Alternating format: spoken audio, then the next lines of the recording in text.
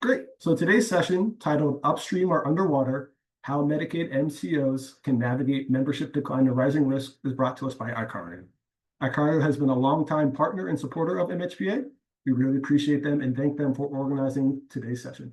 With that, I will toss things over to Corey Bussey from Icario to go ahead and kick us off. Thank you, Eric. And thanks to everyone at MHPA and all its member plans for inviting us to talk with you today. I'm Corey Bussey. I'm the Vice President of Commercial Strategy here at Icario, and we feel like today's topic is top of mind for many in the Medicaid space. The administration's recent passage of Medicaid work requirements and significant cuts to funding have created enormous uncertainty for Medicaid health plans. And just as capitation revenues decrease along with decreased membership, adverse selection in the Medicaid population is set to rise. This dynamic will in turn increase MLR and utilization as the risk pool becomes sicker. And the path out of this economic spiral for Medicaid health plans is to get as far upstream of member risk as they possibly can. That's why we've assembled this impressive panel for you today. Dr. Robert Mirsky, Icario's Chief Medical Officer, Nick D'Ambra, Vice President of Quality at InnovaCare Health, and Jessica Muratore, Principal of Muratore Advisory Services. We're grateful to the three of you for sharing your time and your expertise on this subject. Bob, I'll hand things over to you to introduce yourself a little more fulsomely than I have, and the rest of the panel, and take us through the rest of this exciting discussion. Yeah, thanks so much, Corey. It's great to be here today. So just to introduce myself, Bob Mirsky. I'm a family physician by training and practice. Spent most of my career on the health plan side, mainly as a chief medical officer, most recently at Aetna. And then I'll ask Jessica to introduce yourself. Yeah, thanks, Bob. Hello, everyone. Thanks. Thank you to MHPA and Icario for including me on this discussion. I'm Jessica Muratore. Prior to starting my quality improvement consulting firm, I spent over a decade on the health plan side, focused on government programs, quality strategy, performance improvement. Actually had the pleasure of working with Nick at Centene Corporation, where we got to serve millions of Medicaid members across the country. So I'm excited to jump into this very important topic. Awesome, thanks for that, Jess. So I'm really happy to be here as well. Nick D'Ambra, as mentioned, I'm the Vice President of Quality at InnovaCare Health. It's a value-based care provider group. And as actually was just mentioned, spent significant time as well at the health plan side, really dedicated on quality improvement and clinical outcomes with a specific subset, I will admit, a deep focus on Medicaid strategy and procurement that lasted probably around a decade of experience in that. Terrific. Welcome to our panelists. So I think Corey teed things up really well for us. We're seeing Medicaid plans, particularly those that are Medicaid-only plans, facing significant financial headwinds. Membership declines to the tune of 15% in some cases, rising MLRs, and a shift in risk profiles as the population within plans is a much sicker population over time. Today, we'll explore how health plans can begin to adapt by rethinking the economic levers and hopefully getting upstream from the member risk that they have on their panel. So I'm going to kick it over to Jess. What do you find are the biggest drivers of the projected 15% membership loss for Medicaid health plans? Yeah, that's a great place to start, Bob. Thank you. This is a topic that continues to remain top of mind for those of us who do work in Medicaid. Remember, during the public health emergency, states received enhanced federal matching funds to support the continuous coverage and expansion populations. And then with the unwinding of the PHE and then the OBBA implementation, those enhanced rates have been phased out or being phased out. And this means that states are now responsible for a larger share of Medicaid costs, including expansion enrollees. And so for some states, that shift has triggered budget reevaluations and pressure to scale back eligibility and administrative support.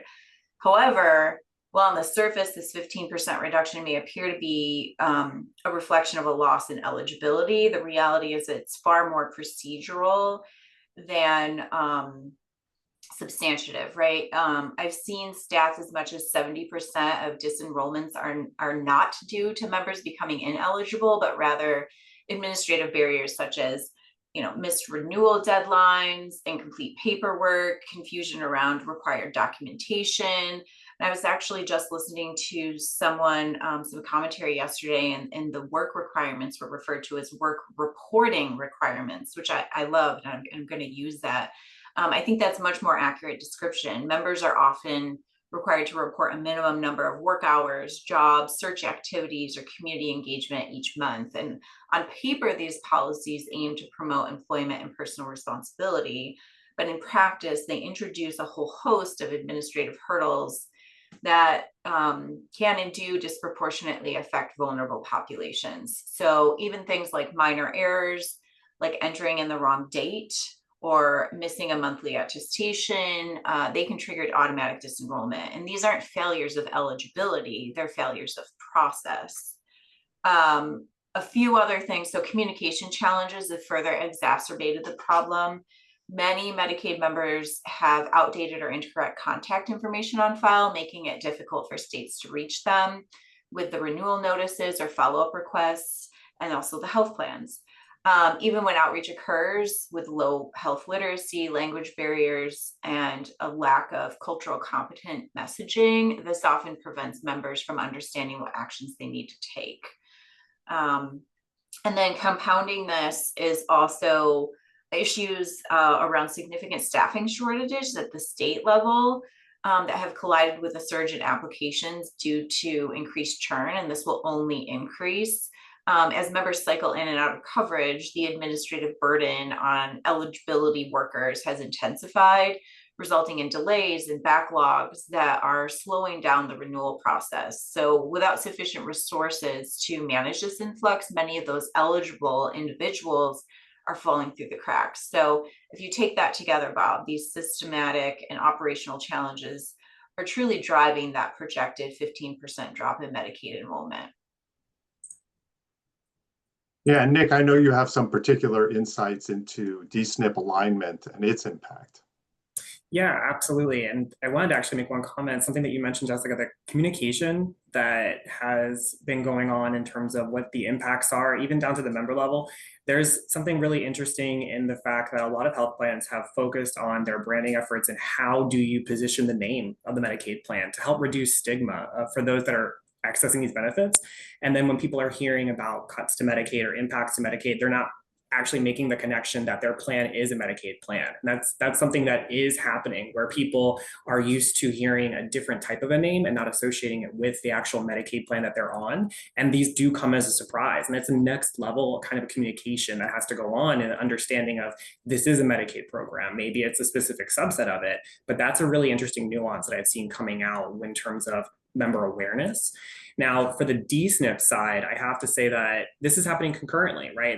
None of this happens in a vacuum. So from the DSNP alignment side, we are seeing a bigger movement towards fully integrated plans, right? When we look and see that the Medicare, Medicaid plans, the MMP demonstration, that's ending. And there's a bigger push going into fully integrated dual special needs. So when we look at these FIDE plans and the really where the success is in that, that's where membership growth is going to happen. And so if you're a Medicaid only plan servicing Medicaid membership, you're going to start to see those that are dual eligible drifting into plans that are already established or built to manage both benefits. So while you're losing members because of enrollment issues, eligibility, or as you said, administrative problems, you're also at the risk of losing members because maybe you don't manage the Medicare side of the benefits, or you're not meeting the care coordination structural requirements that are part of the DSNP plan.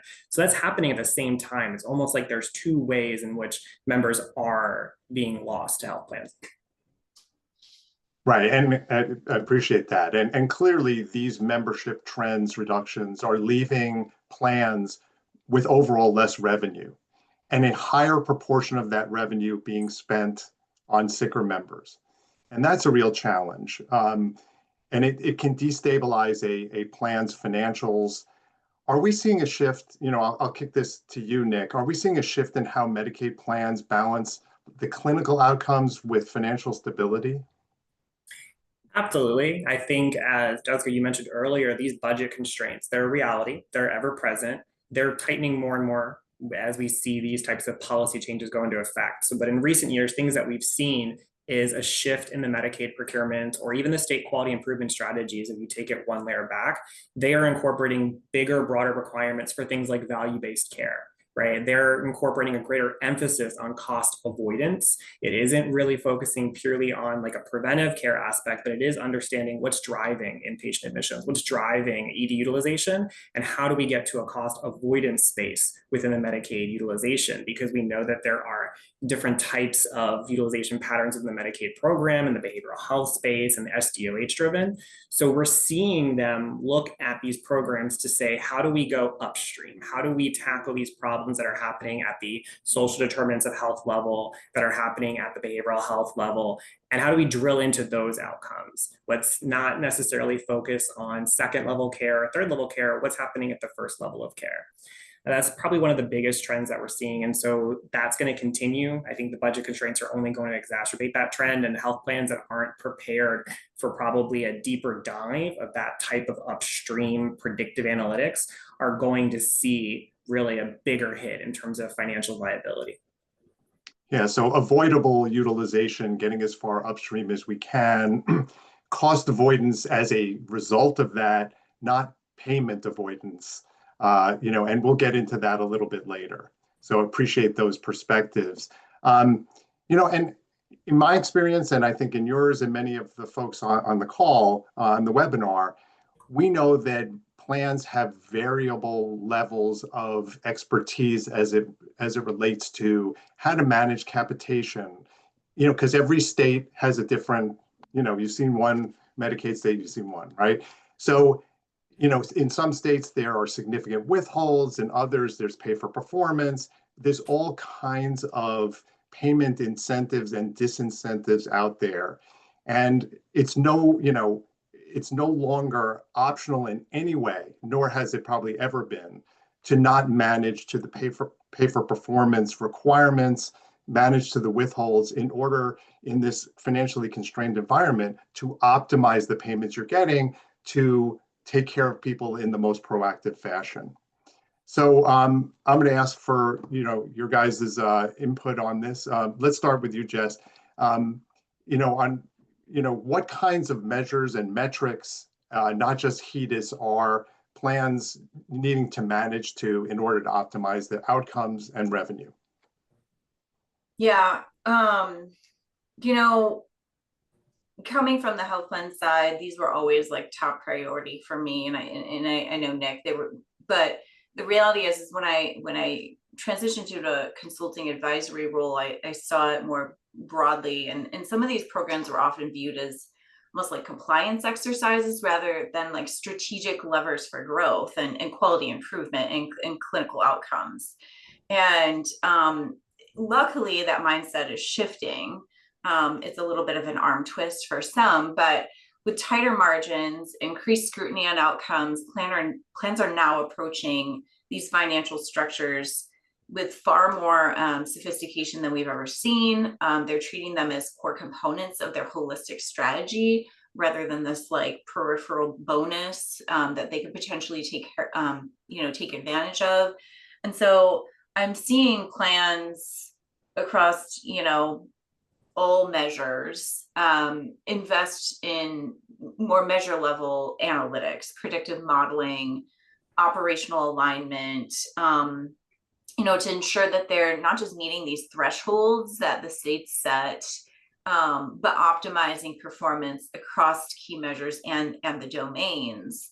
There's also a growing emphasis on cross-functional collaboration, which is always a struggle in a health plan setting. But bringing together clinical and quality and actuarial and data teams and provider engagement, you name it, right? To design interventions collaboratively that are both impactful and financially sound for the long term. So, really plans are beginning to treat withholds and P4P as a strategic capital and not just a risk. And that's what I'm seeing. Nick, do you have anything to add? I think those are great points. I mean, when we look at it from a strategic perspective, I think speaking from the health plan experience, there was a level of looking at the program and rationalizing what is achievable in this cycle, what's achievable in future cycles, which measures are doable based on the population that we have, what's going to take investment over a 3 to 5 year window. And that is still going to go on. That's still going to take place. But there's going to be a bigger emphasis on how do we push that further? How do we escalate that window from 3 to 5 into 1 to 2? We don't have 3 to 5 cycles to achieve 50 to 75% of the withhold program. We have 2 cycles. How are we going to get into that? And those measures are evolving, to your point, as what's mentioned. You know, HEDIS has a set of measures and MCQA is constantly evolving them. We're seeing breast cancer screening turn into a measure around how are you handling positive results for breast cancer screening, right? Those are examples of how, again, they're trying to get ahead of this. But there's also a lot of state-driven measures or performance improvement projects where they're really looking at precision health topics, right? The use of 17P with pregnant women and how do you do field care management with them? These types of projects that if you're not prepared for, not staffed for, and not built with the right analytics to manage it, you won't be successful. And yes, it can be viewed as a compliance requirement, but at its core, what is that program trying to do? Improve the clinical outcomes and help with the financial sustainability of the program. But I think that gets lost when people are focusing on, did I fill out my performance improvement project correctly?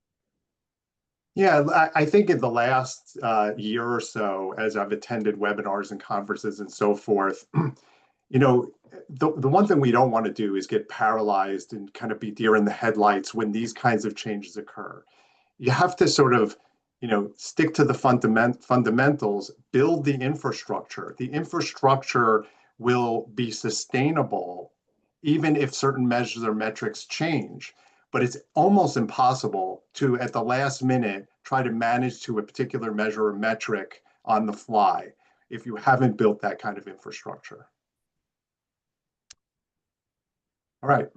But I think no, Nick go ahead, Jeff. Nick raised something that I think is really like important to double click on, and we are seeing this not just in Medicaid but across, you know, NCQA is putting this into play, and CMS is picking it up and taking notice and is aligned with it. We are transitioning from a process-based approach to measures to an outcomes-based approach. So you can no longer just check the box. You actually have to have a longer-term strategy that's nimble enough to constantly evolve as these measures are changing and different, you know, guidance is coming in. So I think that's really, really significant to watch what's happening with these measures too, because it, you know, instead of just saying how many members got their mammograms, they're now saying how many members got those mammograms and what did you do when they had like a positive outcome for breast cancer? Like, what did you do as a health plan? And that's a significantly different strategy. Yeah, so we've spent you know, some time today talking about all of the revenue side challenges, right? How do you retain your membership? How do you optimize your capitation, you know, avoid the withholds? How do you get the bonuses from P4P? But there also are utilization challenges, especially as the population gets sicker. The healthier members are maybe leaving the plan to some extent, sicker members are remaining. You can get into this sort of this quote adverse selection risk spiral that is very difficult to get out of. So you have to nail it in, you know, across the revenue levers, but also on the utilization levers, the you know, that are trending much more toward outcomes, as Nick and I were talking about earlier. It's not, you know, it's not about how to avoid a payment. And I know that happens much less in Medicaid plans than other lines of business, but it's all in the crosshairs. The classic utilization management, prior authorization levers that, you know, challenge, you know, decisions and, you know, in a way that, you know, you may not be paying for a certain service. Those are becoming increasingly challenging to do, and probably rightfully so. So how do we get upstream from, you know, the risk that we have, you know, year after year as we go into this new normal, and really try to understand our members to the greatest degree possible? One of the things that I've, you know, come to appreciate more than I ever had in my health plan career is the value of health risk assessments. And that's a classic one, Jess, of, formerly known as a check the box exercise, but the amount of information that's in there is incredible. Information on social determinants of health, behavioral conditions, neither of which is likely to show up or completely show up in claims. But also, how much earlier you can identify medical risk, clinical conditions that need to flow through claims otherwise. It's a treasure trove of information in the HRAs. So I'd like to hear from both of you on how you view the value of the HRA, how to use the data, how to turn it into insights. And we can start with you, Jess. Sure. Yeah, you hit the nail on the head, Bob. Historically, I'm guilty of it myself. Health plans treating HRAs as a compliance requirement, check the box during onboarding, right? But recently, plans are reframing the HRA and the HRA data as a strategic asset. And it's very much often the first formal touch point with a new or returning member, because it's important to, have the conversations with your returning members too. And that moment, not only do you collect a lot of great information, right, but it sets the tone for trust, identifies opportunities for personalization and the care coordination, as Bob put. And if plans get that right, we're not just collecting that data, we're building a relationship and that trust where a member is much more likely to engage. We're using HRA data, to move upstream of member risk. And that means shifting from these reactive interventions that we all like to do, the firefighting, right? Like addressing care gaps after they've occurred, to a proactive engagement based on early indicators that are all in the HRA data. And so by integrating HRA responses with other things like claims and clinical insights and survey data, plans can identify these social drivers of health and emerging behavioral health needs and care management opportunities before members are hospitalized, before they go to the ED, or before they disengage. And so, if you have a member that flags transportation challenges or food insecurity as in their HRA, we can route that information into our care coordination workflows immediately, rather than waiting for utilization patterns to surface the issue months later, right? So the key is integration and actionability. Don't just store the HRA data, check the box, but map it into predictive models and stratify your risk and tailor your outreach, and do it in ways that respect member preferences and cultural context. Yeah, and let me just add something. No health plan case management team is looking for more cues, to manage the members, right? So it's important that the data gets into other data and is used, to develop those insights, and not just another separate, disconnected cue. But also, not everybody needs that degree of case management. So if someone has a transportation issue or a food insecurity issue, and the plan has benefits to which the member can be connected with or without a case manager, that feels like something worth investing in. Get those people connected up real time when you get that response to an HRA. If it's also a major factor that gets in the way of, their overall health, they have heart failure and transportation issues, et cetera. Those folks, that's a richer insight into those members. But not every member needs, a human intervention. Oftentimes they just need to be connected to the particular benefit. Nick, did you have anything you wanted to add there? Yeah, I think when it comes to utilizing the HRA data, there's a couple great use cases that, have been out there. I don't think that nearly enough are using them, to your point, Jessica. The ability for HRA data to be a precursor to a comprehensive needs assessment, or to be a precursor to a deeper dive into understanding, it doesn't have to be done by the care management. There are other types of screeners that can be done. How are you using that HRA to trigger that action, right? And triggering that action can be something as simple as an outreach, right, to educate on the benefits as you're mentioning, but also using that data to understand your population, to design your benefits in future cycles. So you just mentioned like the utilization of these types of benefit programs. If you take your HRA data and combine it with things like deeper dive assessments, again, the comprehensive needs or other forms, the encounter data that you can use, claims history, how are you understanding the geography of your population? What do they look like from a spatial perspective? The transportation barriers, where is that prevalent? Social isolation, every type of kind of issue. And how are you looking at what does your benefit design look like in future cycles? How can you enhance the additional services within your program? Or structurally, how do you build the right outreach program? So it isn't even just what type of texting outreach or that type of thing. What are you training your staff to handle? What are you training your staff to be cognizant of, and building those programs internally based off that data? So we usually look a lot at the HRA of saying, okay, how do we trigger it for care management? But how are you using the HRA to create your infrastructure? How are you using it to build out the right teams, to build out the right clinical initiatives? And I would say one other thing, Bob, something that like hit me hard when I was at the health plan. We were doing these HRAs, and I, as the quality leader, never actually saw the HRA myself.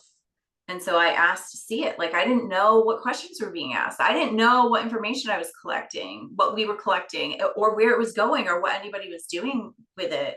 So ask those questions internally as a health plan. Ask those questions. What does your HRA say?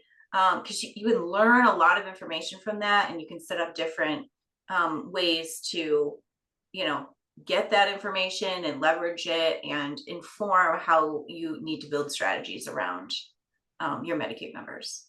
Yeah, let's talk about that a little bit deeper. Look, engagement is, the primary goal, right? I mean, without engagement, the HRA doesn't get completed, right? The member doesn't engage with the plan, the member doesn't see their provider, et cetera, right? So, how do we get members to complete the HRA? And then once they begin to complete it, how is the HRA set up so that, completion isn't answering the first 3 questions and then dropping the survey? Because there are many important questions all along the way. So how is the HRA constructed in a way that sort of leads the member to answer sequentially the questions and get to all of the important ones? And that kind of also leads us to the whole topic of incentives. Incentives for completion of the HRA is a tool that can help with members completing the HRA and fully completing the HRA. And we can get into a little bit in a moment how incentives factor into other behaviors we'd like for members to engage in. But any thoughts about structure of the HRA, incentives for HRA completion? I think there's a valid point in discussing the structure of the HRA, because when you're in the Medicaid space, there is only so much flexibility you have, right? A lot of the times we are dictated what questions need to be in that, and you could consider adding more, but to the point you just raised, people might not complete that, right? Maybe the HRA is already significant enough. We want to gather more data. You need to find a creative way to find that, because getting them to answer 5 more questions is going to turn the survey into a complete fail in that kind of a sense.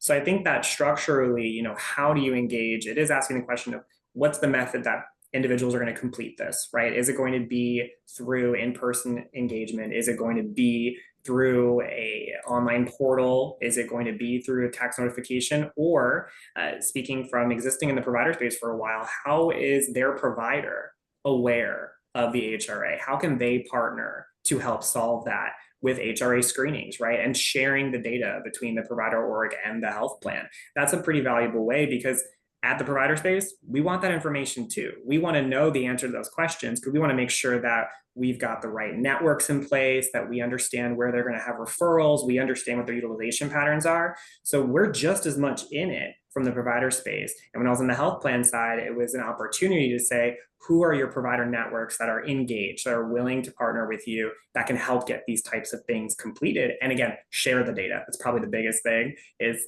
does that data then just exist in an EMR somewhere? Yeah, listen, if you've never seen an HRA, you need to look at one. Like, it's mind-boggling. Google an example, because these are lengthy assessments by design. And in a world where we don't have time to answer a one-question survey after calling our credit card company to report fraud or something, right? We need to find ways to incentivize members to conduct these HRAs.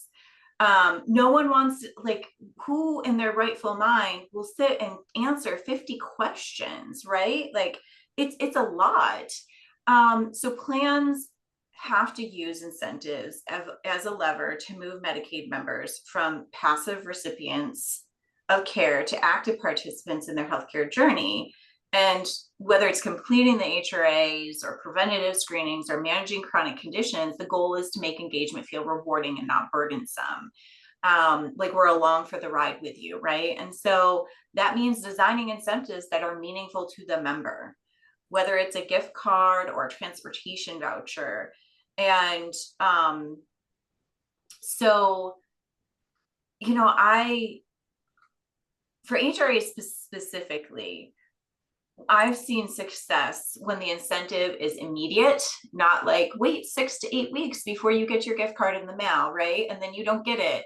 And it's tied to a personalized experience, because every other interaction we have in our world now is uniquely tailored to us and our needs and me, you know? And so if the HRA is positioned as a gateway to benefits like care coordination and transportation, nutrition support on top of a gift card, that to my favorite store where I can get a multitude of things, I can get groceries, I can get clothing, you know, I can get over the counter things, members are more likely to engage. Then plans can use these incentives to reinforce follow through, kind of what I was referring to before. For example, like rewarding members, not just for scheduling the mammogram, but completing it and discussing the results with their provider, right? Like just that complete holistic follow-up. So look beyond the check the box approach and more into holistic member-centered care journeys. Yeah, I think there's an issue here of trust, right? So it cuts both ways. The lack of trust can undermine everything, but developing that trust by showing that it's not the health risk assessment to be used by the plan to somehow like manage you, right? It's an assessment that helps us understand your needs, or it begins to, Nick, as you were saying. And if members feel like the responses they gave are then acted upon, either through case management or provider interactions, or any sort of connection to a benefit and so forth, that's when they're going to feel like, I'm filling this out and my responses matter in a way that is important to me, not just as a way of you collecting information about me. So I think that that's really important. Just to broaden the whole topic of incentives, I've been in enough conversations where, the question's asked, why do providers need incentives to do what they're supposed to do? Why do members need incentives to do the kinds of things that are good for them, in their behaviors, not just health risk assessments, but all of the things you talked about, Jess? What's your perspective on how to optimally use incentives and how you see it positioned?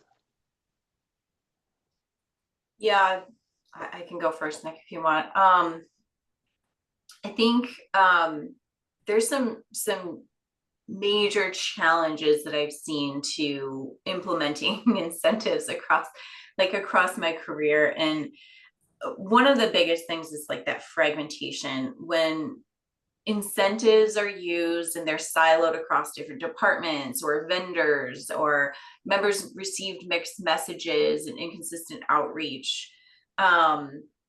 If you have a vendor offering incentives to close a care gap, for example, inform your member services and your care management departments. I know that seems silly to say, but the last thing you want to do is have a member call in and ask about the incentive for like their Cologuard kit that they got sent, and only to have member services not know what the heck they're talking about, right? Because the member is like, well, this came from my health plan.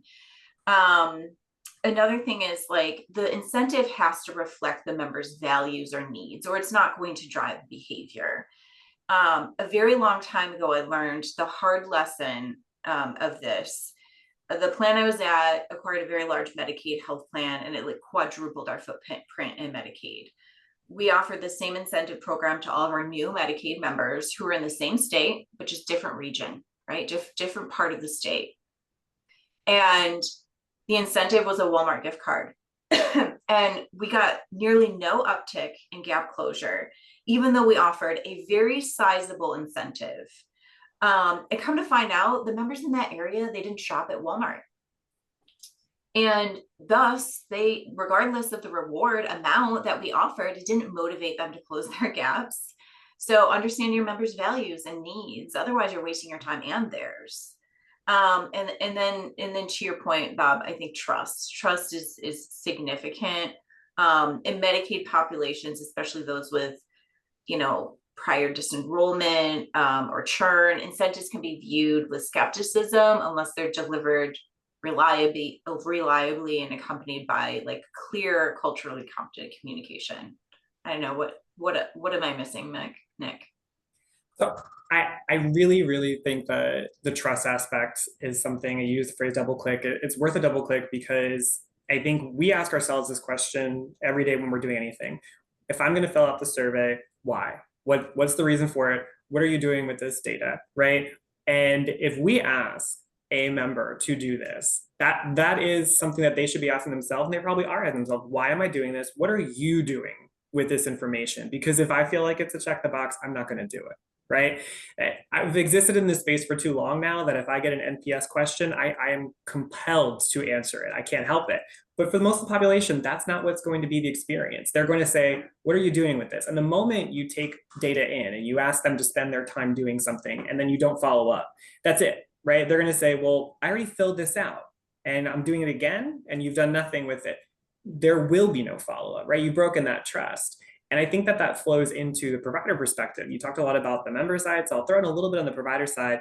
Bob, to your question about like the provider incentives and how they're structured, I mentioned earlier that the value-based care movement in Medicaid is going to continue to grow. I think on Medicare, it's been pretty well defined. There's a lot of players in that space. There's a lot of movement in that space. But on Medicaid, value-based care is moving past, like I would say, the traditional pay for quality, pay for performance, or pay for reporting, as I think you mentioned earlier, Jessica. Like those things are evolving beyond, and we're getting into, all right, on the Medicaid space, who's prepared for risk arrangements? Who's prepared for actually managing a service fund? Who's prepared for that? And that's turning your provider networks now into saying, who are the right utilizers of this? So it's the incentive question evolved beyond a P for Q, or, you closed a care gap, I'm going to give you a cookie. Now it's turning into how are you managing your population end to end? Because those wraparound services that are needed to help manage Medicaid at a higher prevalence, that's happening at the provider level. So the incentives actually have to be, I would say, evolving themselves, right? We can't just assume that P for Q or P for P is enough to motivate providers. The work is getting done, but you're not getting the documentation at a health plan side. And that's what matters for closing out some of these things. So how are you turning those incentives into more meaningful arrangements, something that puts them on the hook, but also provides a sustainable reward mechanism for the provider? Like the financial reimbursement is there, it's meaningful investment in the work that they're doing. I'm just going to shift for a second, and then actually, Corey, I want to try to go to a Q&A. I'm not sure what questions are out there.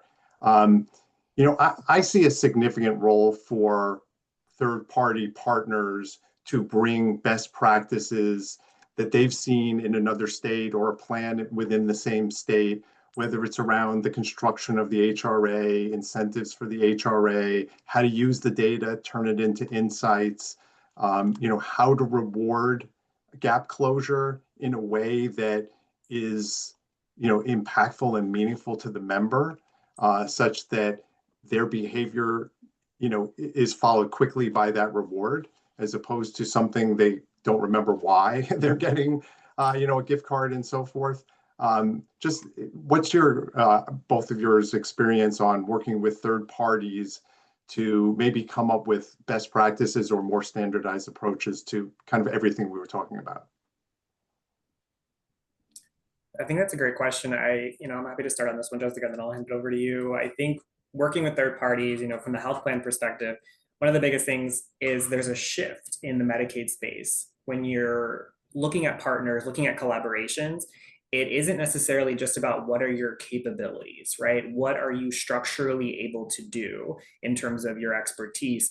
It is also, what is your market expertise? What do you know about that Medicaid space, that Medicaid state, that agency's directive, right? How researched are you into that? Because a lot of health plans, we have to look at it, we don't have the time to bring that expertise to a third party partner. So you need to come to the table with that. And I think that's one of the biggest connectors is how you find success is finding those partners that understand the state that they're looking to operate in, that they know that this isn't a national structure. That I think you mentioned earlier, you've seen one Medicaid program, you've seen one.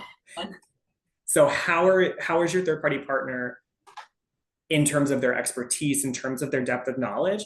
And that goes down into who do they know in the provider networks? Who do they know in the advocacy? How do they even know the local health departments? Like, what is their understanding? I think that's big key focus when establishing that type of partnership with a third party in the Medicaid space. That changes the dynamic a little bit for those that are looking at it from a traditional Medicare Advantage space. Yeah, that is so critical, Nick. I completely agree. I have wording that I use, like you can work with vendors or you can work with strategic partners. And a lot of that is, and especially now, as a health plan, you need to find who your strategic partners are. You need to find vendors that you don't have to, build the plane while you're flying it, right? There's nothing worse on the health plan side than bringing in a vendor that you're teaching them your job and educating them about Medicaid or your population or whatever it may be, because they don't know. And finding vendors who are working, if you're multi-state, that have worked across multiple states, if you're in a specific state that have worked with your state, there's so much nuance state to state in Medicaid. Yes, there's a lot that can be standardized, but those strategic partnerships are really critical, and it's a distinguishing factor between success and failure, I think, especially now, and leverage those strategic partners to help build something. If it's an area that maybe they've dabbled in, but you've built the trust, you've built the relationship, and that you know that they can expand into something more, so that maybe you can, sunset another vendor or, stop some duplicative efforts that are going on. I could talk about this particular question all day, Bob, but I do think that is extremely important. It's like, you need to understand the difference between a vendor and a strategic partner. And a strategic partner is going to help educate you and stay on top of the regulations and the changes just as much as you do at the health plan level. Yeah, for sure. And at the plan, I always looked for strategic partners who were in it. And as in my post-plan career, I will only work with organizations that are strategic partners. And just to sort of extend the P4P incentive environment, the whole ecosystem, everybody has to have some skin in the game. There need to be performance guarantees, but also, if you exceed performance, there needs to be some value shared with those strategic partners as well. Mm-hmm. So Corey, do we have any questions from folks out in webinar land? We do. There are actually 4 out here. I'm going to start with one that came in at about just as we swung past the bottom of the hour, and it was related to how we use the data, right, in the HRA. The question is, how can plans begin to develop systems to use data beyond claims data that can help us show a member may qualify for an exception to OB3's work requirements to their state partners, given the lag with claims data? So essentially, first part of this question is, what recommendations does this group have for how to develop systematic approaches to data to proactively identify membership that might be an exception to the work requirements as outlined in OB3?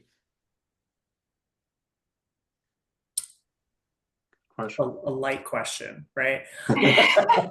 There's so much to unpack there. Yeah, I'll jump in first because why not? I think that when it comes to building out the infrastructure, where I saw the biggest success of the health plan and the biggest opportunity still, like nothing was ever perfect, right? It was connecting, and Jessica, you mentioned this earlier, connecting the quality improvement team, connecting all relevant teams together. And in this one, the critical piece is who's building your infrastructure and what do they know about what you need out of your data. So if you're building an enterprise data warehouse, or if you have the dreams of having an enterprise data warehouse one day, in the actual design of that, what is being fed into it and what is accessible to everyone? And sometimes that does have to do with understanding who's in your IT architecture, who's in the engineering side, and working with them to say, this is not all the inputs that I need. We need more information coming in here so I can pull this out.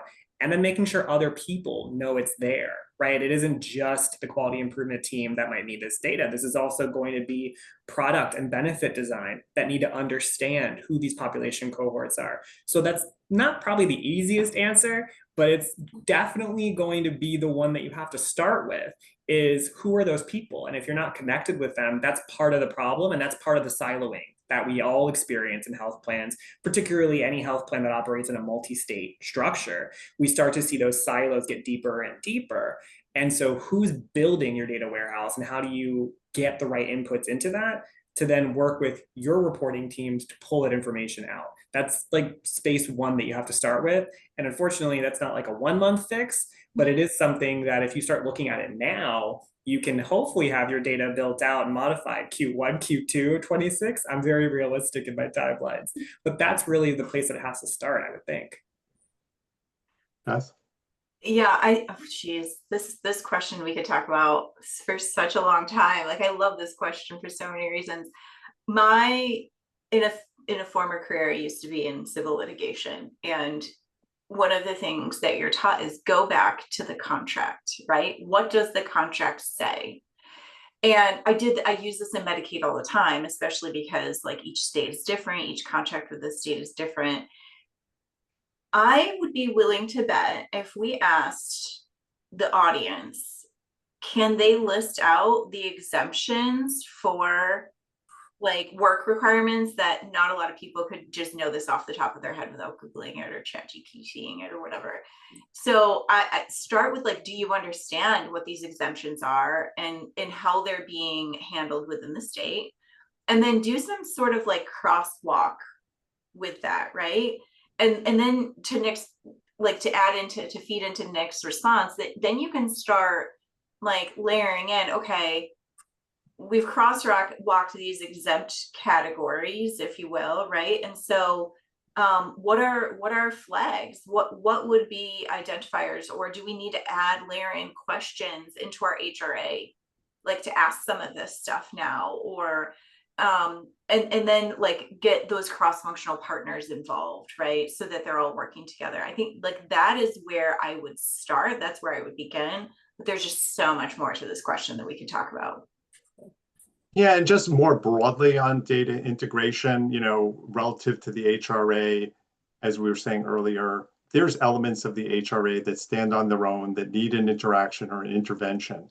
But when you stack those responses along with what you get from claims and other data sources and begin to array populations that have, a certain condition and certain social determinants of health and, depression, right?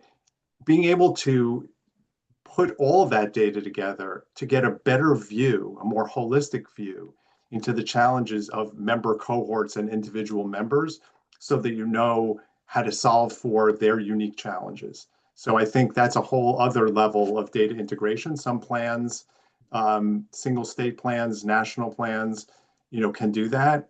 In other instances, as we were talking earlier, there are vendor partners, strategic partners that can help build those capabilities. Corey, is there another question? There is. This is going back to the potential impact of some of the churn scenarios, the 15%. I think you started the conversation with, Bob. And the question is there a general view you have as to how much MLR pressure we might see under different churn scenarios? Medicaid MCOs are saying we shouldn't see too much, but this feels too optimistic. How much of the Medicaid population do you think OB3 is targeting versus how much procedural disenrollment as a percentage of Medicaid population may we see? So there's, again, a big chunky question, but your general sense for where you're seeing the impact economically on Medicaid MCOs as a result of some of the legislation and the expected churn that will result? I think this is such a nuanced question and answer. I think that there's short-term and long-term effects of this for sure on MLR. And it depends on the plan. It depends on, like, you know, how prepared they are, what they're doing currently, and how hard they're going to be hit by this, right? Because that 15% is a national average. So some plans are going to be hit like much higher. They're going to have much higher rates, and some are going to have much lower rates. So I think it depends on who that population is, and then how quickly the health plan can re-engage them or re-enroll those eligible members. And that's why I say it's so nuanced. I completely agree with you. There's a lot that we could dive into here. I would say, you know, looking at it and hearing what you're saying, probably when we talk about like the MLR, the impact of it, the biggest aspect of who's going to be hit by this is those procedural disenrollments, because a lot of those members, which we don't have data for this yet, but we can understand this having existed at the health plan space, those members have a lot going on to where, no, they're not going to fill out paperwork, right? I miss paperwork myself, and I don't have nearly as many barriers in my life as this population does, right? So those procedural elements are probably going to take a bigger hit on higher acuity folks once you start looking at the exclusions or the exemptions from the work requirements program. You're not left, the balance of the higher acuity is going to be probably hit by these procedural elements. And so focusing on how do you avoid those procedural disenrollments, those things where they're not actually ineligible, but they're focused on every aspect of their life that's not this piece of paperwork, that is probably going to be the bigger hit to your MLR. And I do think that we'll see a bigger shift in states really ingraining MLR into their state contracts at a deeper level. So we might start seeing more Medicaid MLR models being built into the requirements, and health plans have to be prepared for that. Some states are really already looking at that. They already use that. Maryland, Kentucky, New York looks at these MLR requirements. I think we're going to see a lot more of those states saying we have to make this a requirement. Honestly, in the same way that if you're looking at a Medicare Advantage plan, you're also managing the MLR. Yeah, I think the unknown nature of, you know, to your point, Jess, like we don't know which population for which plan in which state is going to have what degree of churn. The insidious problem to me is when there's churn, plans, you know, may feel like they need to kind of back off on some of the longer term programs. And now you may manage your MLR today, but you're kind of setting yourself up for not doing those proactive upfront things you need to do to manage the population, because you're worried you may not have that member or those members in the future. And I think that's a real you know, concern that I would have. With about 5 Corey, we have time for one more. We've got time for one more, and I do want to give the three of you the opportunity to lend your parting wisdom. There was one question here related to the potential cost of collecting HRA data. The way it was phrased was, what are the panel's insights considering the notion that collecting HRA data are expensive? Is that true based on your experience? And how can health plans scale and leverage collecting HRA data? There's a subsequent question related to completion rates, but I think there is a central notion here of, in your experience, is it expensive to collect HRA data? I think the bigger question is, what's the expense of acting on it in the way that the three of you had suggested in your previous responses?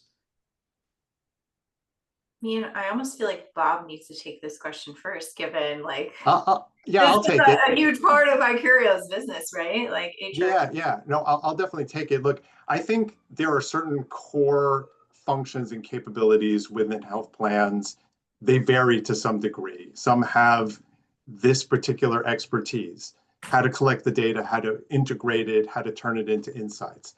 If you don't have that, beginning to do it and building that kind of infrastructure can be very, very costly, both to collect it, integrate it, and act upon it. And I think that is where a seasoned, strategic partner, vendor partner, in this case like Icario, can bring some scale to that, where they can work with the individual plan, but they don't have to do it bespoke each time from scratch like a health plan might have to do if they haven't done it yet. Yeah, I think, if, like I was saying before, if you use these HRAs as a check the box, the compliance, then your ROI is going to be really low with, with that. But if you integrate them into your entire infrastructure and care coordination and help this information inform incentive design, either on the provider side or the member side, they become a much more significant lever that you can pull in your toolbox, right? Your strategic toolbox. So I think I'll leave it at that. Yeah, and let me, just in the interest of time, and we may go slightly into overtime here, so, and I'll begin with you, Nick, just to try to wrap it up and just kind of bring us back to a higher level discussion. What is one action or one set of actions that you would recommend that plans undertake in this new environment in the next 6 to 12 months? So it's definitely a set of actions. And when I think about where would I go first? And it is essentially going to be understanding what do you have in place for a bigger continuum of wraparound services. And there's two paths here. One, a health plan looks at their internal structure and says, we can build it. We can build a bigger social work. We can build a bigger care coordination, social determinants of health structure and outreach, those types of things. You can build it, or you can dig deeper into the community roots in the Medicaid program that you're servicing and work with community-based organizations, right? So how do you go through those two paths is going to be entirely based on what you're able to build and how do you empower that network, right? But I think that that's probably the first thing that we have to look at. If you want to get ahead of this type of avoidable cost, you want to be working in the predictive space, you want to help prevent upstream problems, this is where you have to start. And either you're going to build it yourself or you're going to partner and power with the network. And it can be a mixture of both, depending on what capabilities exist. Nick, you froze. Community-based organizations. So, yeah. Jess? I think, what Nick said is a lot of what I would have said, and I'll add to that, right? I'll layer on to that. Plans that succeed are often the ones that can do that and then break down silos between, different departments, quality, population health, data analytics, member experience teams, and build an infrastructure that turns the insights that they gain from all this into action. So if you leverage the bountiful amounts of data that we already have at our fingertips, right? We don't have a data access issue. We have a data aggregation issue, how to use this data.